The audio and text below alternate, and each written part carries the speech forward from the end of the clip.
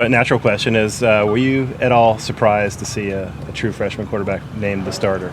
No, because based on what he did, the way he did things, how he earned it, no. I mean, it's one of those things that as we talked about it and watched practice and our discussions about it back and forth, you could see it. I mean, Devin did a great job, did some really good things, but at the end of the day, you really have to, say that Jaron really stood out. He really did.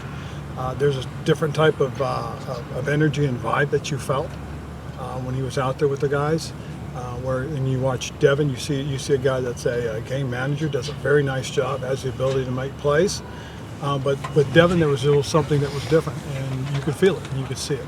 Do you feel like he has the ability to process at a speed high enough to avoid typical freshman mistakes? I do. I think so. He had a lot to learn, but I believe coming in January like he did, and being all the way through spring ball and right into the into June and July with his teammates, bonding, being around those guys, working together, I think that really helped him. And I also think working with a guy like Devin, having him around, listening to him, following his example, I think it helped his development and growth. How much input did you have in that decision? Part of the discussion. Coach asked a lot of questions, talked to a lot of us. We gave him our opinions, gave him our feedback. One thing we talked about was the timing of the decision. And I agreed with him. I told him, doing it the week before the week of is very important. And because he did it now, we get to answer all those questions. That way next week, getting ready for Oregon State, the focus is only on Oregon State. And I thought that was a really good idea. That was a positive move by Coach. So that was the idea as far as announcing it now, was to have time to sort of deal with that stuff? Deal with that stuff, and also give the team an opportunity to digest it as well. This isn't just about one or two players. This is about the team, and that was one of the things that Justin and I felt very strongly about. And again, I agreed with every decision that was made in this matter. He's obviously a very highly touted recruit. What about his talent and his game you think makes him so special? I think there's some unique things that he does. I think he has the ability to make any pass that needs to be made. The reason I said it is because of his arm strength, his athleticism. He has the ability to throw off platform very well. He throws on the move very well. I think a lot of it has to do with the style of football he plays. You watched him from his high school days. You see those things.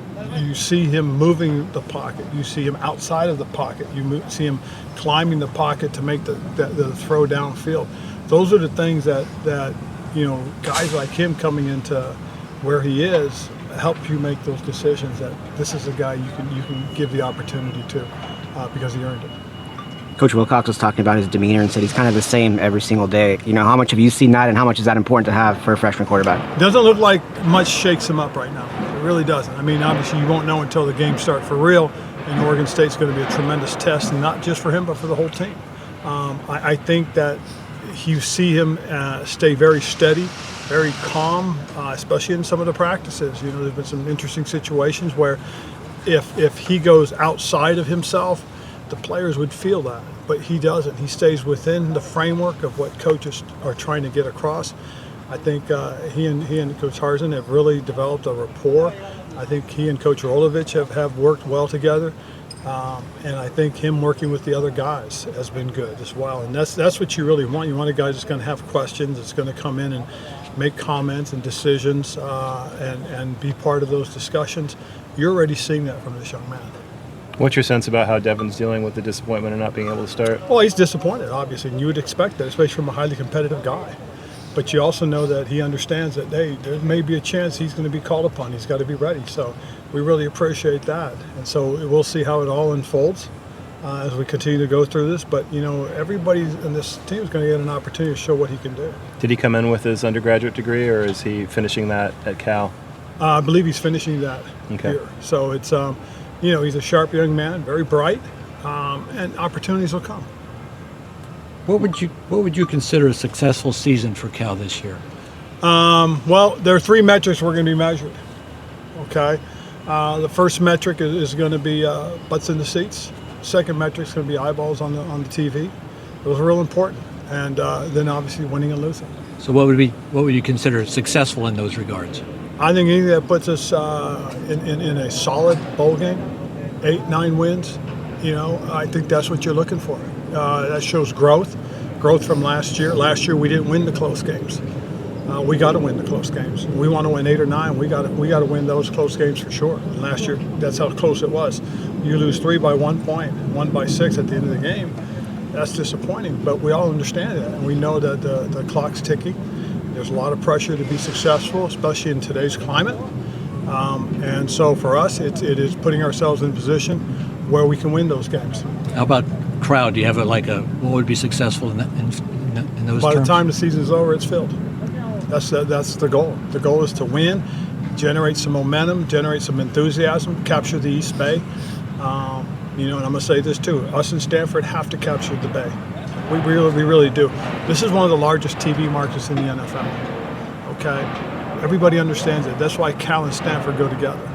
Because we capture this together, we own this together, we become very desirable. We support the ACC, and everybody realizes, recognize the ACC has the Bay Area. That's what we have to create. We've got to create that, and that's the truth. I mean, so if people ask me, well, what can we do? Show up. Well, we can bring your friends. What can we do? Watch us on television. I mean, that's the bottom line. And then obviously, if you feel generous enough, make an investment. Help us. I mean, that's the truth. And we have that. We have the ability, but we also need the support. How would you assess the program's current relationship with East Bay sports fandom? Not good enough. Sure. Very bluntly, not good enough. Okay. Okay. There was a time where you could easily see 55, 60,000, even in the lean years. My first 2 years were very lean.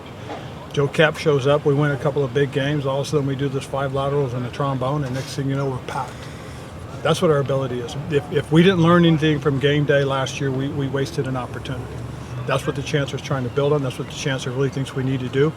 And reaching out to our alumni, our donors, our fans, and tell them, hey, we understand your frustration.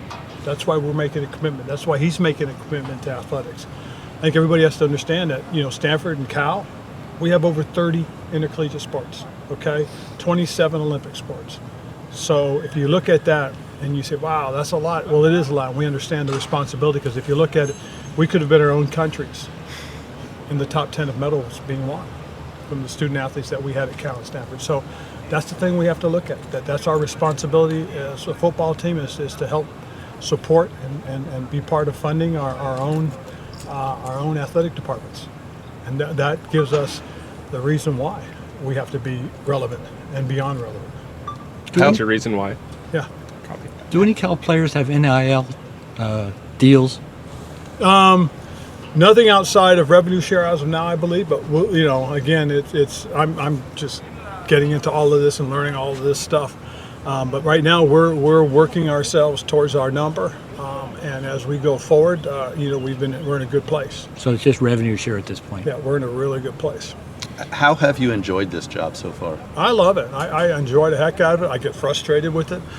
Some of the hardest things has been trying to deal with some of the young men that feel that they should move on. And you try to get them to understand that there's a legacy here that you've created. You've had an opportunity to create, and it'd be great to have you see you finished and complete that legacy here. But I get it. When the money's being waved at guys, But I do think it's not necessarily about money now as much as it's about money later. You can build it up eventually if you do things the right way. And one thing everybody understands, you're not going to play football forever. And so you have to have something to fall back on. Are you talking spring or off season, or are you talking currently? Retaining these guys? Is it still a struggle immediately It'll now? always be a struggle. And that's just the way it is. I mean, I know that we come out, we start fast, and we have a couple of guys playing really well. You don't think I'm concerned about, man, we got to start working on retention now. That's the truth. Why? Because somebody out there is breaking the rules, calling the kids, whoever the representative, and say, hey, yeah, I got a chance to watch your guy. I mean, it's going to happen. And it's just, for whatever reason, people don't want to do the right thing. And I'm a little bitter about it because I just, I believe in the rules. I mean, we have a 20.5 cap for a reason. We want to see it stay level. And we want to see everybody compete on the same level. Maybe it's a little altruistic, but That's okay. That's how I feel. Do you see any way to legislate that poaching? I'd love to see it legislated. I'd love to see the NCAA gain some teeth from somewhere. You know, whether it's some sort of congressional edict or presidential edict that says, "Hey, look, we're gonna grant antitrust.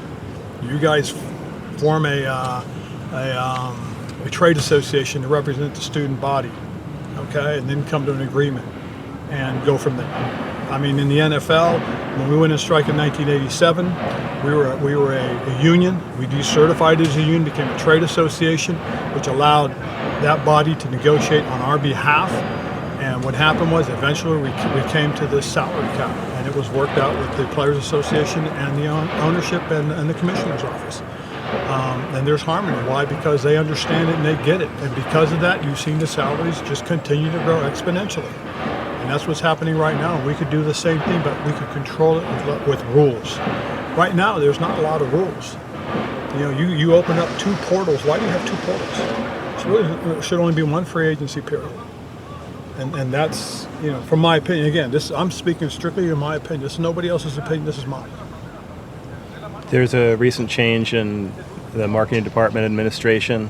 Where does that leave you guys as far as controlling the process and doing what's in best interest of the football program rather than what a bureaucrat thinks? Absolutely. That's exactly what we're trying to do, is what's in the best interest of our football program. You know, we talked about doing different ideas. We've got some plans that we're working on currently. You know, we're going to try and increase our exposure to our fan base, our alums, our donors, our student body. We're going to reach out to other entities to try and see if we got people that are interested. We're going to try and engage with people outside of the university as well. I mean, these are all things that when we found out about it, I gathered a group of us. We came together, we had a meeting, and then we talked about what potential we're going to need to do. And then when we found out for sure, we found out who we're going to be working with, and we started working with them as well, share those ideas that we have, and we are trying to do those things now. I know we got 2 weeks. The nice thing is, you know, my pure focus isn't on the football field 100%. What I've done is I've come in, I've taken all this stuff that I've just talked about, and I've taken it. So that's what my focus is. I'm here to support football. I'm here to put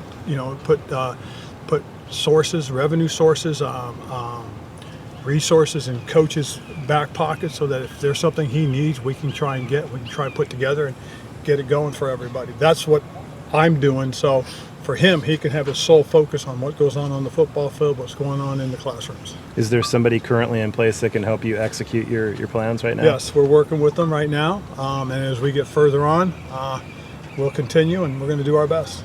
Any plans for the initial season opener against Texas Southern as far as ticket giveways, or? We're working on everything we can right now as far as specifics ticketing. yet? Nothing I can get really specific with, other than know that we are trying to find some partnerships to work with some people to create some opportunities for some people who can't get to the games. Has no charge for students, or at least freshmen, been discussed at all? We're working through a lot of ideas and options. Okay. Justin Justin has said he wants to continue the walk-on thing even after the grandfathering is done. Do you agree with that? I do, 100%. Because if we didn't have that type of program, Scott Fujita doesn't have the career he has. I mean, I go down the list. There's a list of guys that we talked about it the other day that walked on. And if there's never that opportunity to do that, you don't find those guys. And that's one of the things that we want to continue. We talked about that expressly because of the potential of finding that one young man that hasn't matured physically yet. And now all of a sudden he has, but he has nowhere to play. So we want to do that. That cuts down your number of scholarship guys. It's okay. We're okay with that. Because again, if you think about it, the very bottom end of your scholarships are guys that could have or couldn't have been walk-ons. So we feel that we have that situation. All right. That's good. That's right.